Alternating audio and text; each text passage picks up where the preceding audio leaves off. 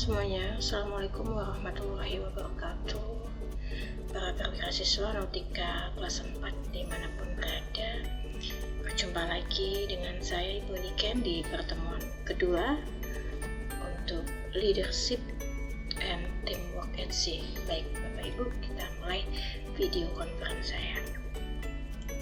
Yang pertama Bapak Ibu, ya baik, untuk peran pemimpin dalam kelompok, ya. Kelompok itu bisa organisasi, ya, dan suatu komunitas bisa jadi, ya. Jadi artinya secara umum, ya, pemimpin dalam sebuah kelompok itu bertanggung jawab, ya, dalam menggerakkan aktivitas dan motivasi anggota untuk mencapai tujuan bersama. Nah, pemimpin di sini bertanggung jawab atas seluruh aktivitas staff ataupun training dan aktivitas lain. Ya, jadi sudah jelas lah ya kalau kita refer ke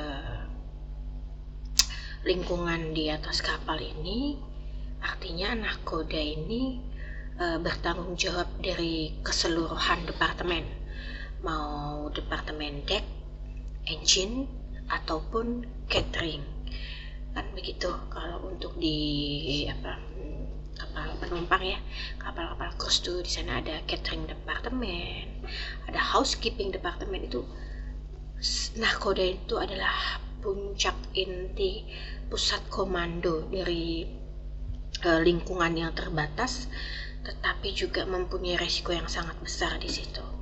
Artinya di sini nahkoda berhak untuk mengkoordinasi, menggerakkan, bertanggung jawab sekaligus memotivasi, ya, anggota mereka, seluruh awak kapal, ya, kru kapal itu sendiri. Tujuannya tidak lain ada dua, yaitu mencapai safety dan security. Kemudian selanjutnya untuk leadership dan manajemen. Kita ketika bicara manajemen pasti orientasinya ke sasaran, kemudian koordinasi kegiatan, dan itu banyak orang, ya, dan banyak sasaran. Artinya Bapak Ibu di sini manajemen itu mengelola, mengatur, membagi-bagi, menyiasati, mencapai suatu tujuan yang banyak sekaligus kegiatan yang sudah terencana secara sistematis. Salah satu halnya SMS, Safety Management System, itu untuk yang menggerakkan di bagian office, khususnya perusahaan pelayaran, itu adalah yang bertanggung jawab adalah DPA, Descent Person Ashore, kan begitu. Nah, kemudian dibuatkanlah sebuah standar checklist untuk mengimplementasi bagian dari regulasi IMO, International Maritime Organization. Checklistnya seperti apa? Mulai dari kapal sandar, kapal jalan, kapal berlabuh, kapal melakukan kegiatan bongkar muat, ataupun saat kapal melakukan kegiatan bunker. Artinya di situ banyak kegiatan dan sasaran-sasaran safety ataupun security harus selalu di up to date dan harus selalu dikoordinasikan. Seperti itu. Itu yang disebut bagian dari manajemen di atas kapal. Itu tadi SMS, ya. Nah, leadership itu sendiri, Bapak Ibu, merupakan permasalahan hubungan interpersonal di mana pengaruh maupun power oleh perasaan para anggota ataupun kelompok satu sama lain. Artinya begini, ya, hubungan dari Anda dengan saya ataupun dalam sebuah kelas ataupun dari nahkoda ini itu sendiri ke masing-masing deck departemen, engine, kemudian housekeeping dan sebagainya, itu mereka nahkoda ini mempunyai peran penting untuk mempengaruhi awak kapal agar tetap selalu disiplin, agar tetap selalu semangat, agar tetap selalu bertanggung jawab. Nah, artinya di sini sebuah kekuatan untuk mempengaruhi ya, anggota-anggotanya atau awak kapal itu semua harus dibutuhkan hubungan yang harmonis, harus dibutuhkan hubungan yang damai, kekeluargaan, cinta kasih. Ya paling tidak di atas kapal itu seperti keluarga sendiri. Artinya ketika bawahan diperintahkan kepada atasan, itu mereka akan selalu responsif, akan selalu respect, bahkan akan memberikan yang terbaik daripada yang diharapkan. Harapannya seperti itu.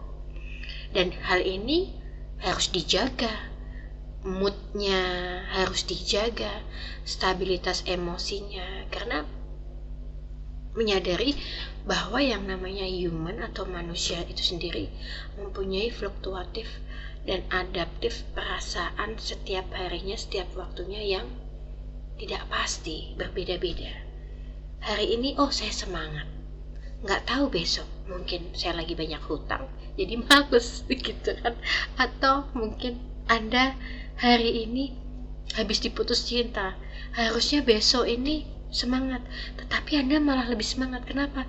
Karena itu bagian dari bagian dari yang harus saya hadapi agar saya tidak memikirkan sebuah percintaan, saya memikirkan masa depan. Nah, hal-hal seperti itu bagaimana cara mensiasati personal pribadinya sendiri yang harus dipertanggungjawabkan dalam sebuah pekerjaan yang memang bisa dipertanggungjawabkan, seperti itu. Itu misal ya Bapak Ibu ya. Oke, selanjutnya efektivitas kepemimpinan. Kepribadian, pengalaman masa lalu, harapan pemimpin. Karakteristik, harapan dan perilaku bawahan. Harapan dan perilaku rekan, harapan dan perilaku atasan, iklim dan kebijakan organisasi, kebutuhan tugas ya. Efektivitas kepemimpinan ini meliputi dari bagian kepribadian Bapak Ibu. Kepribadian seseorang itu seperti apa? Apakah memang dia sosok yang ceria, ataukah memang dia sosok yang pendiam, dingin, kan begitu ya. Jadi artinya di sini pasti yang namanya kepemimpinan selalu dilihat dari interpersonal dahulu. Pembawaannya itu seperti apa? Dari masa kecil, remaja, dewasa sampai dia bekerja, itu pasti ada pengaruhnya dari pengalaman masa lalunya. Kemudian harapannya seperti apa? Kalau dari kecil sampai remaja dia memang cenderung diam, ya harapannya tetap menjadi pemimpin yang memang betul-betul bisa diajak komunikasi dengan jelas, kan begitu, meskipun dia pendiam. Tapi ketika dia saat diskusi, wah dia sangat serius untuk menjelaskan ini itu. Tapi ketika dia bekerja memang sangat sekali pendiam dan bahkan tidak banyak bicara hal-hal yang tidak penting. Ada seseorang yang seperti itu Bapak Ibu. Kemudian karakteristik harapan dan perilaku bawahan. Ya, kalau kita bicara perilaku bawahan ya artinya sebagai pemimpin di sebuah perusahaan atau dimanapun itu harus bisa menjadi role model, harus bisa menjadi suri teladan, contoh yang baik seperti itu. Karena ya bagaimanapun itu menjadi sebuah bagian integritas pemimpin itu sendiri ya. Kemudian harapan dan perilaku rekan ya sama. Perilaku rekan jika memang tidak semestinya perlu ditanggapi ketika kita saat bekerja, hal-hal yang tidak mengenakan di hati kita ya sebisa mungkin Anda profesional Bapak Ibu. Artinya begini, ketika saya sedang bekerja ya saya tetap fokus, tapi ketika sudah selesai Anda bekerja ya Anda boleh memperingatkan, menegur, atau bahkan istilahnya menyelesaikan masalah Anda terhadap perilaku rekan yang memang seharusnya tidak menyenangkan dan sebagainya. Nah, ketika kita bicara perilaku rekan, kita juga pasti bicara perilaku atasan, karena sekali lagi atasan, leader itu adalah role model yang utama Bapak Ibu. Ketika saya bisa bicara seperti ini, ya harapannya siswa-siswa PASIS ini kepada saya bisa saling menghormati, kan begitu, bisa saling nyaman, bisa saling menghargai, bisa saling mensupport satu sama lain. Karena mungkin contoh perilaku saya sedikit tidak baik atau bermalas-malasan atau mungkin tidak menyenangkan terhadap siswa, saya pastikan siswa tidak akan respect dengan saya, apalagi menghargai saya, kan seperti itu, sudah jelas ya sebab dan akibat itu. Nah, kemudian iklim dan kebijakan organisasi, kebutuhan tugas. Nah, yang dinamakan iklim pasti artinya di sini tidak menentu ya, sama halnya cuaca. Ada hujan, ada panas, ataupun ketika ada salju datang. Nah, ini yang dimaksud dengan iklim nih, kita harus bisa menjaga stabilitas emosional kita di saat benar-benar menjalankan tugas. Artinya ada sebuah kebijakan-kebijakan organisasi yang dimana saya berikan contoh mungkin ya, Anda pulang dari office ya, office selesai jam operasional itu jam 5 ya, jam 5, lalu di situ ada kebijakan organisasi atau kebijakan perusahaan itu bahwa jika belum jam 5 Anda tidak boleh absen pulang, apalagi tugas belum selesai. Tetapi sebaliknya, jam 4:30 Anda tugas sudah selesai, apakah Anda juga akan harus pulang 4:30 padahal selesai operasional kerja jam 5? Ya, paling tidak Anda menyesuaikan keadaan kantor pada saat itu.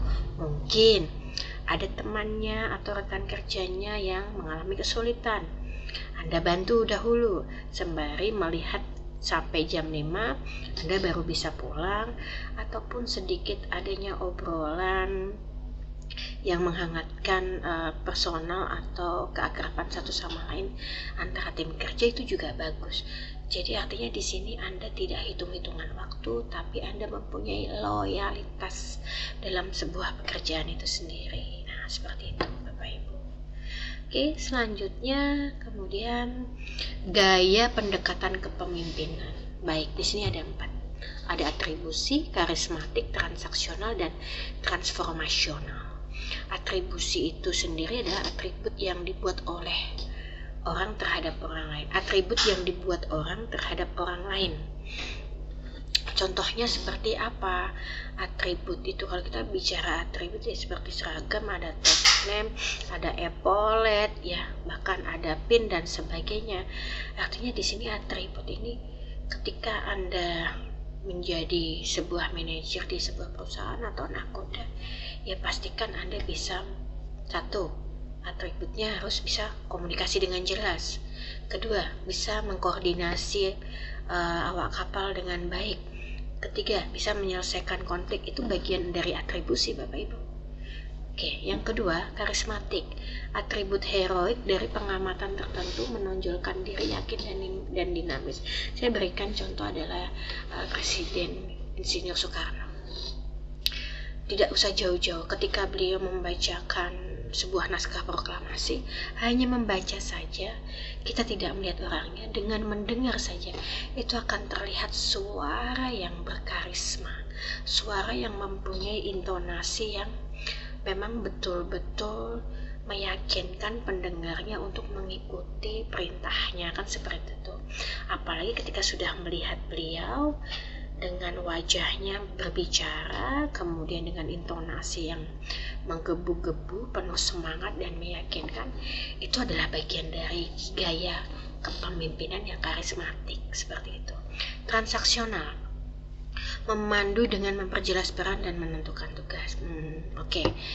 Kembali lagi, saya ambil contoh ketua kelas.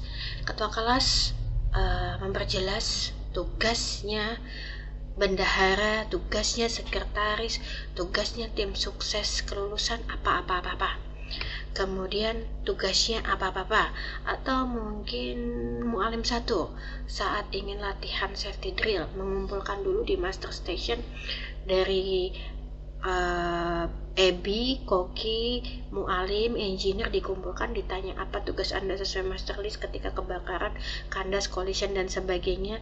Jadi diperjelas kembali tugasnya dan memandu apa-apa saja secara sistematis ketika kita nanti adanya terjadi kebakaran, terjadi terumpukan, kandas dan sebagainya. Nah, itu bagian dari gaya pendekatan transaksional. Kemudian yang keempat, transformasional. Pertimbangan dan rangsangan intelektual individual.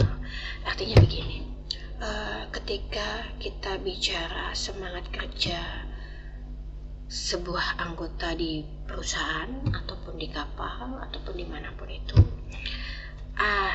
kita harus memberikan sebuah reward, kita harus memberikan sebuah target untuk tetap menjaga stabilitas semangat para pekerja ini. Ya, rangsangannya apa? Diberikan reward.